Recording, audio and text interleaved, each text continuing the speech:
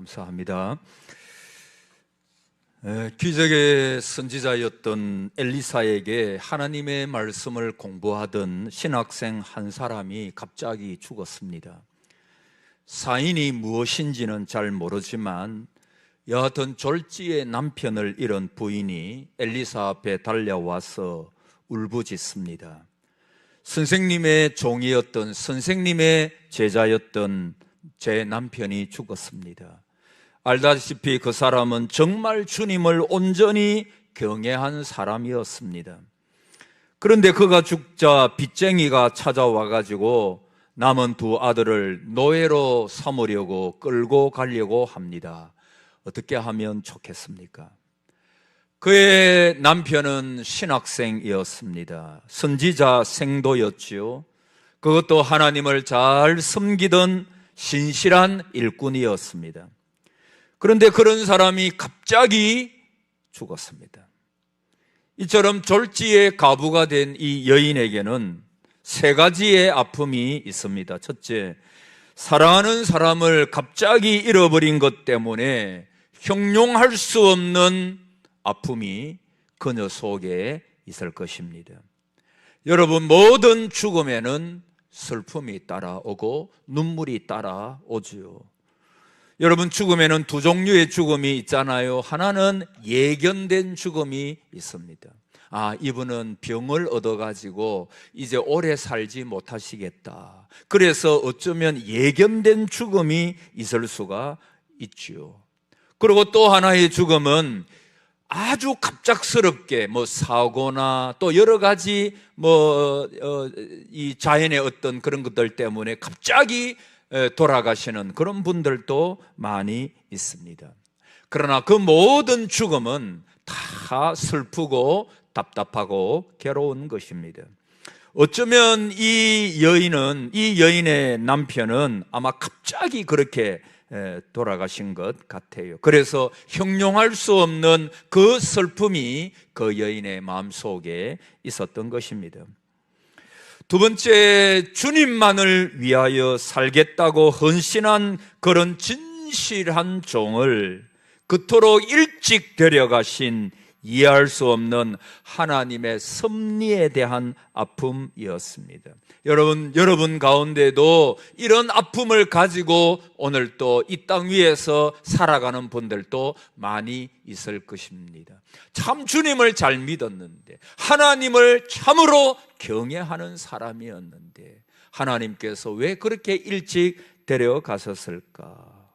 하나님, 왜 평생을 선지생도니까, 신학생이니까 앞으로 하나님의 나라를 위하여, 복음을 위하여 그렇게 살겠다고 공부하고 있는 내 남편을 그토록 일찍 데리고 가셨습니까? 라고 하는, 풀리지 아니하는 하나님의 섭리. 여러분, 우리가 믿음으로 모든 것을 다 받아들여야죠. 그러나 우리가 이 땅 위에서 살아가다 보면은 도무지 내 신앙으로는, 내 믿음으로는, 하나님의 그 속성으로는 풀리지 않는 그러한 일들이 많이 일어나게 됩니다.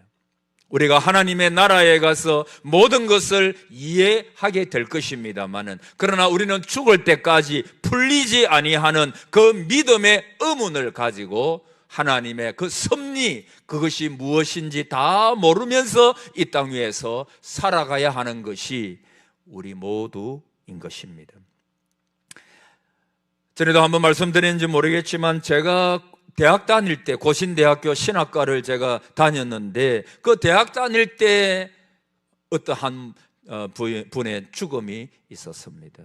그분은 부산대학교 영어영문과를 다니고 군대에 갔다 와가지고 결혼까지 한 분이었습니다. 우리들이 볼 때 우리가 다 형님 하면서 그분을 참 잘 따랐습니다. 그분은 참 인격적으로 훌륭한 분이었고, 그리고 참 신앙적으로도 보면 깊이가 있는, 또 똑똑한, 기도도 많이 하는 그런 분이었습니다. 부산대학교 영문과를 다니다가 졸업하고 대학원을 가도 되는데 일부러 고신대 신학과에 3학년인가 마치고 그 학교를 그만두고 고신대학교 신학과에 왔던 분이었습니다. 근데 이분이 서면에 있는 어느 한 교회를 전도사님으로 섬기는데, 그런데 이분이 오토바이를 타고 다녔습니다. 근데 오토바이를 타고 주일에 이제 교회를 가다가 사고가 나서 그 자리에서 죽고 마셨어요.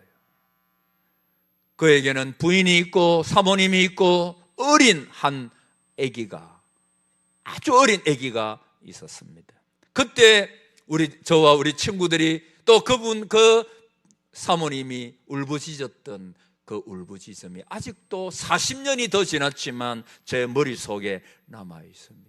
주님, 내 남편은 정말 주를 위하여 헌신하고자 하고 이렇게 신학을 공부를 하고 있는데 어떻게 주님께서 내 남편을, 이런 젊은 나이, 20대였거든요. 이 젊은 나이에 내 남편을 데리고 가셨습니까? 그 장례식장에서 울부짖던 그 사모님의 그 울부짖음, 그분 또 젊은 나이에 20대 그 울부짖음이 지금 또 나 기억에 남아 있습니다. 여러분, 이 불행한 여인, 아마 그런 마음이었을 거예요. 왜 내 남편을 이렇게도 빨리 하나님께서 부르셨습니까? 라고 하는 하나님의 섭리에 대한 슬픔이 그 여인에게 있었을 것입니다.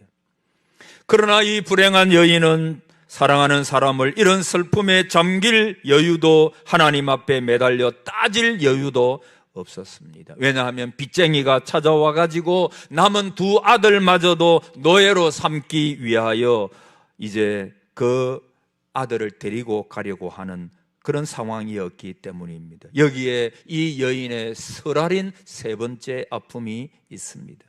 여러분, 참 가혹한 현실이 아닐 수 없습니다. 그리고 이 가혹한 현실 앞에 이 여인은 너무나도 연약한, 무능한 여인입니다. 도무지 이 문제를 풀어나갈 그 눈물과 답답함과 또 큰 바위가 앞에 하나 있는데 그것을 치울 수 없는 그런 장애물이 그녀 앞에 있는 것입니다. 여러분 또 그렇지 않습니까? 인생이 그런 것입니다. 앞날을 알지 못하는 것입니다. 오늘 우리 가정이 다 평안했다가도 여러분의 가정이 평안하기를 바랍니다만은, 그러나 인생은 꼭 그렇게만 흘러가는 것이 아닌 것입니다. 갑자기 질병이, 갑자기 어려움이, 갑자기 관계의 여러 가지 많은 문제들이 파도처럼 우리에게 몰려오는 경우에, 그러나 그 문제는 너무나 큰데 나는 너무나도 연약한 인생, 그것을 어찌할 수 없는 그러한 이 여인 같은 마음을 품고 오늘 이 예배 자리에 나오신 성도님들도 분명히 있다고 저는 생각합니다. 이렇게 절망적인 순간에 도저히 어찌할 수 없는 막다른 골목에서 이 여인은 하나님의 사람이었던 엘리사를 찾아갑니다. 그리고 그 길은 여인이 상상하지도 못했던 하나님의 엄청난 기적을 체험하는 복된 길이 되었습니다. 여러분, 우리가 잘 아는 내용입니다만 한 번 더 생각하겠습니다. 여기에 우리가 기억해야 될 아주 중요한 신앙의 첫 번째 원리가 있는데, 하나님은, 한번 따라해 보세요, 인간의 막다른 골목에서 기적을 베푸십니다. 할렐루야. 막다른 골목, 여러분, 벼랑 같은, 이제는 더 이상 갈 수가 없는 상황이잖아요. 앞에가 벼랑입니다.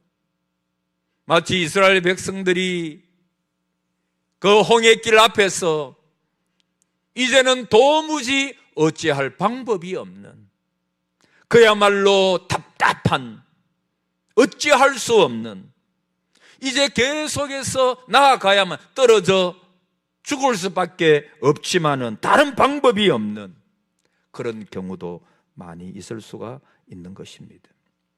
그러나 여러분, 거기서 떨어져라, 나뭇가지를 놓아라, 우리가 하는 대로 내가 놓았을 때 하나님께서 나에게 날개를 주셔가지고 내가 날개가 있다는 사실을 나는 알지 못했습니다. 그런 이야기가 있죠. 사랑하는 성도 여러분, 성경을 주의 깊게 읽어보면 하나님은 언제나 막다른 골목에서 당신들의 백성들을 위하여 기적을 베풀어 주셨음을 우리가 알게 됩니다. 여러분, 성경은 그 이야기입니다. 인생들이 저 잘났다고 기고만장할 때 하나님은 잠잠하십니다. 인생들이 저 혼자서 모든 것을 다 해결할 수 있다고 큰 소리 칠 때 하나님은 조용히 물러가 계십니다. 그러나 성도들이 위기에 몰려서 더 이상 어찌할 수 없어 자신들의 재주나 실력을 포기하고 두 손 들고 주님 앞에 나아가서 그분의 도우심을 구할 때 하나님은 그 막다른 골목에서 구원의 기적을 베풀어 주시는 경우가 성경 이야기인 것입니다.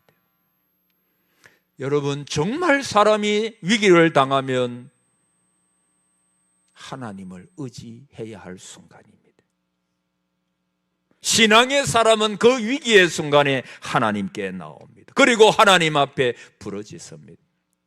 여러분, 완악한 사람은 위기의 순간에 끝까지 자기를 의지합니다. 자기의 어떤 세상적인 연주를 찾아서 이리저리 헤맵니다. 여러분, 사도 바울도 그런 이야기를 했지요. 살 소망까지 다 끊어져 버렸다. 내가 사형 온도를 받아가지고 살 소망까지 다 잃어버렸다. 그때 하나님만 의지하게 하려 함이라. 사랑하는 성도 여러분, 신앙이 무엇일까요? 하나님만 의지하는 것입니다. 세상줄 놓고 오직 하나님만 의지하는 것입니다. 여러분, 아무리 어젯밤에 밤마다 여러분이 엎치락 뒤치락 하면서 고민하고 그러면 해결되는 법이 없어요. 여러분의 이마에 주름살이 더 늘어날 뿐입니다. 수판을 두드리고 어떻게 해결할까 세상적인 연주를 잡아도 여러분, 인간이 해결할 수 없는 문제들이 수없이 저와 여러분의 삶 가운데 분명히 다가오고 있는 분들도 계실 것입니다. 사랑하는 성도 여러분, 그때 하나님을 기억하셔야 돼요. 결코 포기하지 마셔야 합니다. 끝났다고 말씀하지 마십시오. 저는 그렇게 생각합니다. 우리 성도들이 하지 말아야 할 것 중에 하나가 뭐냐 하면 나는 끝났다는 거예요. 더 이상 나는 소망이 없다는 것입니다. 여러분, 그것은 철저한 불신앙입니다. 왜 살아계신 하나님이 계시는데, 오늘 또 저와 여러분의 아버지가 계시며 우리를 도우시는 분이 계시는데, 성령님께서 저와 여러분의 가슴 마음속에서 오늘 또 역사하고 계시는데 왜 끝났다라고 말합니까? 왜 소망이 없다고 말합니까? 하나님은 우리에게 산 소망을 주셨습니다. 죽은 소망이 아닙니다, 여러분. 내가 오늘 죽을지라도 하나님에게는 방법이 있다라고 말씀하시기를 바랍니다. 여러분, 아까도 말씀드렸다시피 언제 홍해가 갈라집니까? 모든 것이 다 막혀 있을 때, 애굽의 군대가 쫓아오고 앞에는 홍해고 옆은 낭떠러지고 국경 수비대가 왼쪽에는 있고 어디 도망갈, 어디 피할 곳이 하나도 없을 그때, 여러분, 성도는 그때 하나님을 바라보는 거예요. 오직 주만 바라보는 거예요. 그게 신앙이 별 거 있나요? 인생은 다 약합니다. 목사라도 연약한 존재예요. 장로님이라도 권사님이라도 우리 다 하나님 앞에서 연약한 존재이지 않아요? 그래서 그 절망의 순간에도 하나님을 바라보고 소망 중에 견디는 것입니다. 언제 반석에서 생수가 터졌습니까? 아무것도 없는 것이 광야, 이제 곧 죽어야 될 곳이 광야. 목이 사람이 물을 먹지 못하면 죽잖아요. 그때 하나님께서 물을 내시는 거예요. 언제 하늘에서 만나가 내렸습니까? 아무것도 없을 때, 굶어 죽을 수밖에 없는 그 순간에, 절박한 순간, 한번 따라해 보실래요? 위기가 없으면 기적도 없다. 다시 말하면 위기는 하나님의 기적을 경험할 수 있는 그러한 순간이다 라고 하는 것입니다. 그래서 저는 여러분에게 오늘 아침에 말씀드립니다. 위기의 순간에도 두려워하지 마십시오. 도무지 어찌해 볼 수 없을 것 같은 말다른 골목에 다다랐다고 해도 낙심하지 말고 너무 쉽게 포기하지 마십시오.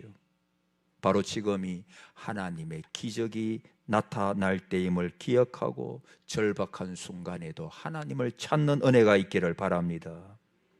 기도는 어려운 게 아니에요. 그렇잖아요. 이 여인처럼 그냥 내가 지금 죽게 되었나이, 내 남편이 죽었습니다. 그리고 나는 남편이 빚을 많이 남겼는데 그것 때문에 두 아들마저도 종으로 빼앗길 위기에 처해 있습니다. 나는 어찌할 수 없습니다. 그렇게 말하는 것입니다. 주님 앞에 나와 가지고 체면 차릴 거 뭐가 있습니까? 그냥 주님 나 괴로워요. 주님 내가 너무너무 답답합니다. 주님 나 이거 못 살겠어요. 너무너무 어렵습니다. 어찌하면 좋을지 모르겠습니다. 나의 길을 인도해 주십시오. 하나님 도와주십시오. 기도 중에 가장 좋은 기도가 뭐라고 그랬죠? 주님 나를 불쌍히 여겨 주옵소서. 여러분 기도할 거 없으면 이 기도 하세요. 그냥 주님 앞에 나와가지고 한번 따라해 보실래요? 주여 불쌍히 여겨 주옵소서. 우리 다 불쌍한 존재잖아요. 목사도 불쌍하고 여러분도 불쌍. 전에도 말씀드렸 설교는 불쌍한 사람이 불쌍한 사람에게 하는 게 설교라고 유명한 분이 정의하더라고요. 다 우리 불쌍해. 불쌍해. 시편 91편 14절 이하에 하나님이 가라사대 그가 나를 사랑한즉 내가 그를 건지리라. 그가 내 이름을 안즉 내가 그를 높이리라. 그가 내게 간구하리니 내가 응답하리라. 저희 환난 때에 내가 그와 함께하여 그를 건지고 영화롭게 하리라. 여기 보면 높이리라, 응답하리라, 함께하여 영화롭게 하리라. 하나님께서 반드시 함께 하시고 응답하시겠다는 것입니다. 너는 내게 부르짖어라. 내가 내게 응답하겠고 내가 알지 못하는 크고 비밀한 일을 너에게 보이리라. 그렇게 말씀합니다. 사랑하는 성도 여러분, 혹시 염려를 가지고 이 자리에 염려만 하고 나온 분이 계십니까? 염려하지 말고 기도하시기를 축복합니다. 하나님 앞에 간구하십시오. 맨날 생각해도 내 믿음이 자라는 거 아니고 해결 길이 열리지 않습니다. 그냥 하나님, 여러분 염려는요, 암은 어떤 세상의 질병은 육체를 죽여요. 그런데 염려, 근심, 걱정, 불안은요 내 영혼을 죽이는 거예요. 염려는 내 영혼을 파괴하는 것입니다. 여러분 왜 염려하면 안 될까요? 여러분 내가 염려에 근심에 걱정에 딱 사로잡혀 있으면 하나님이 안 보여요. 하나님이 보이지 않아요. 하나님을 무능한 하나님으로 내가 생각하는 거예요. 염려가 칵 차 있으면 하나님이 계속 멀어집니다. 여러분 태양은 뜨는데 그 사람이 지하실에 가보십시오. 태양을 볼 수가 없습니다. 하나님이 주무시는 것 같습니다. 여러분 근심 걱정이 가득 차 있으면 하나님이 안 보여요. 그리고 자기 스스로 미래의 문을 닫아버립니다. 절망하고 늘 그분이 생각하는 게 뭐냐 하면 죽음을 묵상합니다. 눈을 딱 뜨는데 하나님께서 나에게 또 하루 좋은 날을 주셨구나. 내가 비록 어렵고 힘들어도 오늘 하나님께서 역사하실 줄을 내가 믿는다. 이런 분이 있고, 어떤 분은 눈 뜨자마자 하는 생각과 말이 뭐냐 하면 아이고 피곤해 죽겠다 하는 거. 죽음을 생각하는 것입니다. 여러분, 염려와 걱정, 근심이 있는 사람은 늘 생각하는 것이 최악을 상상하는 겁니다. 오늘 저와 여러분에게 소망이 상상되기를 바랍니다. 희망이 생각나기를 바랍니다. 근데 염려, 걱정, 근심 가득 차 있는 사람들은 늘 생각하는 게 뭐냐 하면은 최악을 생각하는 것입니다. 왜냐하면 최악을 생각하니까, 염려가 그를 딱 지배하고 있으니까, 그를 눌러버리고 있으니까, 그냥 하나님께서 오늘 또 역사하실 거야, 좋은 일이 있을 거야, 이게 아니고 그냥 최악, 내가 병들어 죽을 거야, 내가 더 어려워질 거야, 이런 것만 생각하는 거예요. 그리고는요, 귀신이 그러면 그에게 역사하는 겁니다. 귀신이 뭐라고 말할까요? 야, 죽어라, 죽어라, 죽어라, 자살해라고 그렇게 말합니다.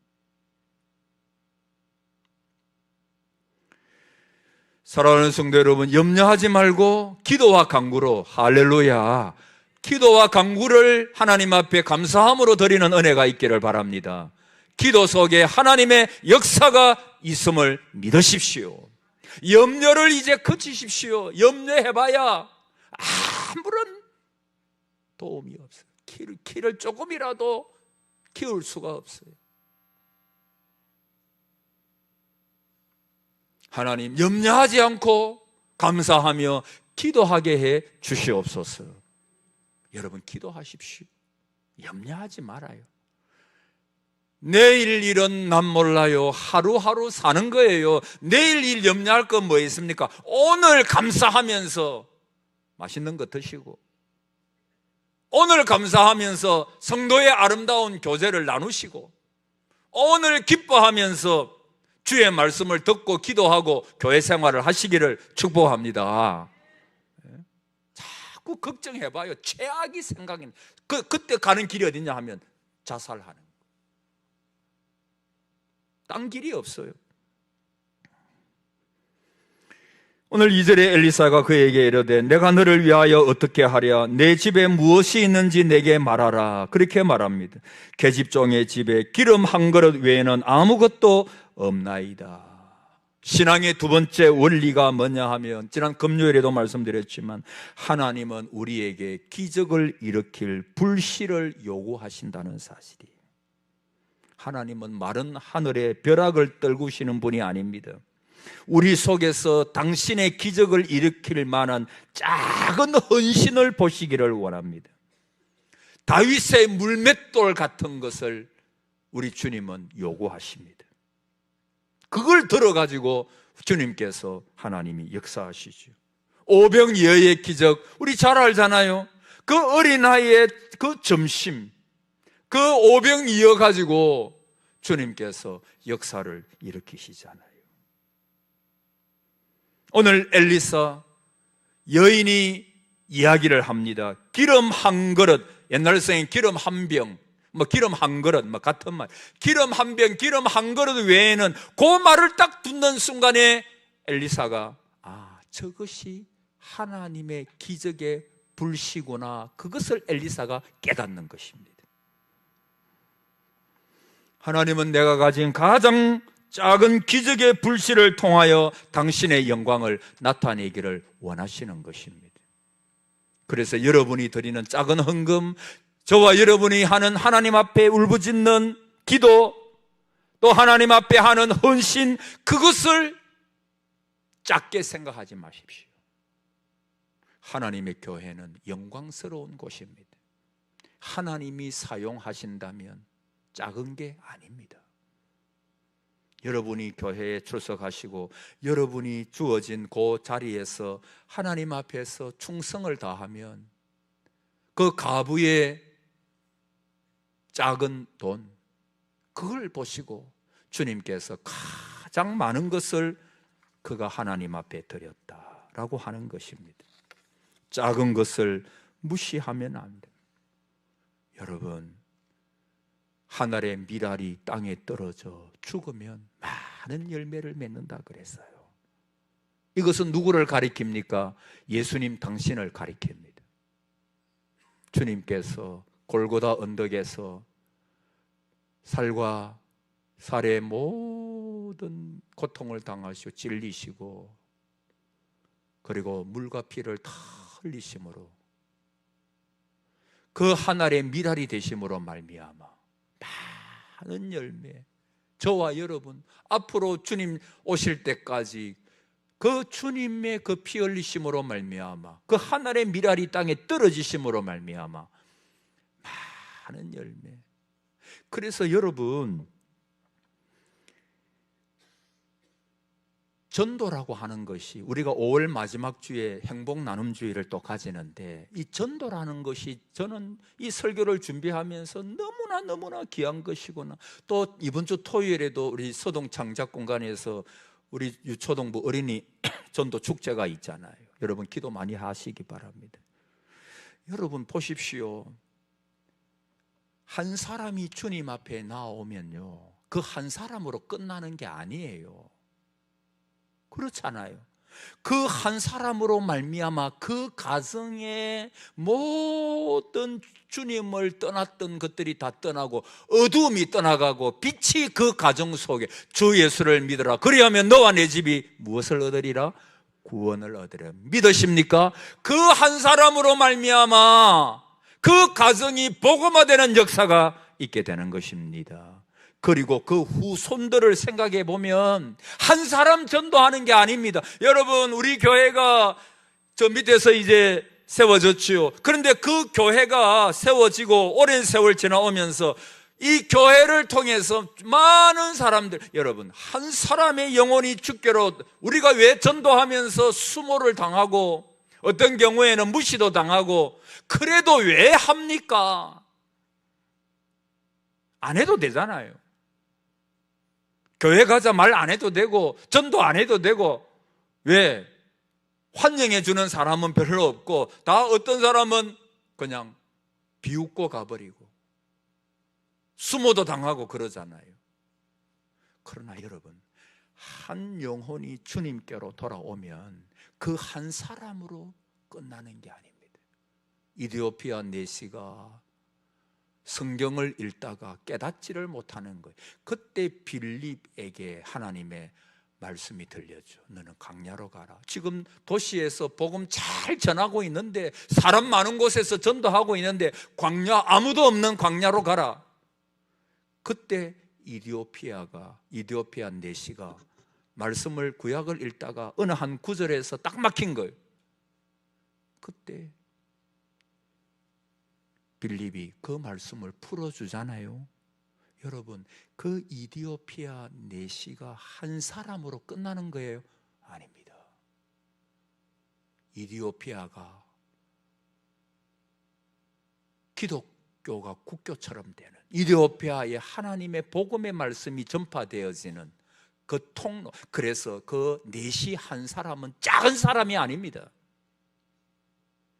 한 영혼이 예수 그리스도를 믿고 주님께로, 여러분을 통하여, 우리 교회를 통하여 하나님께로 나오는 그 순간, 그 한 사람으로 끝나는 게 아니고 그의 가정과 그의 후손들이 주님께로 돌아오는 그런 씨앗이 된다는 것입니다. 얼마나 놀라운 것입니까? 여러분이 한 사람을 전도하면 그 한 사람 전도로 끝나는 게 아니고 그 사람을 통해서 어떻게 하나님께서 수많은 열방과 방언과 수많은 사람들이 주께로 돌아. 우리나라도 보십시오. 우리나라가 그 어둠의 가운데, 어둠 가운데 있을 때 언더우드 오펜젤러, 그리고 더 많은 선교사, 젊은 선교사들이 이 나라에 왔습니다.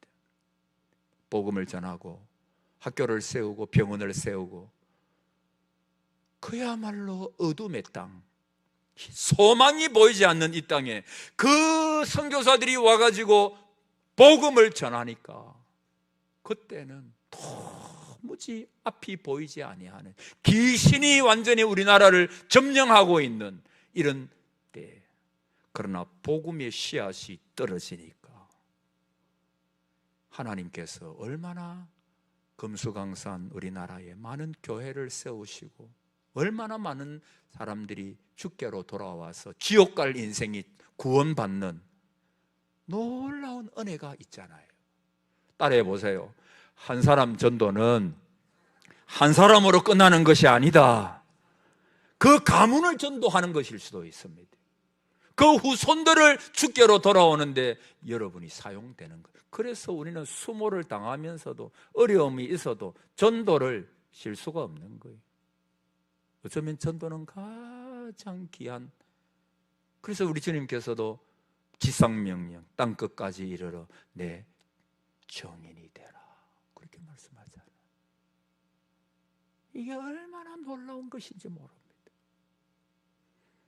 작은 소년 하나가 우리 서동 창작공간에서 계속해서 1년에 몇 번 우리 권사님하고 선생님들이 수고를 해가지고 저렇게 하잖아요. 그래서 저는 어떤 기도를 하느냐, 하나님 저 헌신과 섬김을 통해서 한 어린 아이가 예수를 믿으면 그것이 매개체가 돼가지고 주께로 돌아오면 여러분 그 가문이 오는 거예요. 가문이 열방, 한 나라, 열방, 방언, 민족 하나님께로 돌아온. 하나님은 그렇게 일하시는 거예요. 작은 불씨잖아요.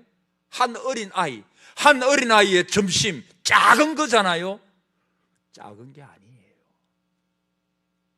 그것은 너무나 큰 것입니다. 우리가 하나님 앞에 헌신하고 드릴 때 작은 것이지만 그 작은 것을 주님께서 손에 딱 잡으시면 놀라운 역사가 일어나는 것입니다. 이것을 우리는 믿는 것입니다. 오늘 여러분의 삶에 이 은혜가 넘쳐나기를 주님의 이름으로 축복합니다. 아멘.